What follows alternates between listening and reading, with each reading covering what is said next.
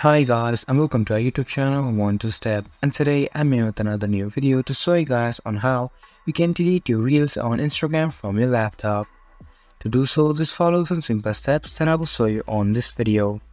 First of all, you just have to open up your Instagram on your PC or laptop. After that, log into your Instagram account and you'll be on the home screen of Instagram. From then on, go on to profile, which is on the left side of your screen, and now you can see if you have any reels posted on your Instagram account, an option for reels will appear here. But right now, as I don't have any reels uploaded on my Instagram account, I will show you on the post one. Here, go on to your reels and then select the reel that you want to delete permanently from your Instagram account. After that, open up that reel like I did with my photo or post. And after you open up your reel, there will be 3 dots on that reel. Click on the 3 dots and this kind of pop-up will also appear on reels as well. After that, you can simply just click on remove reel or delete and confirm your action. After that, your reel will be deleted permanently from your Instagram account.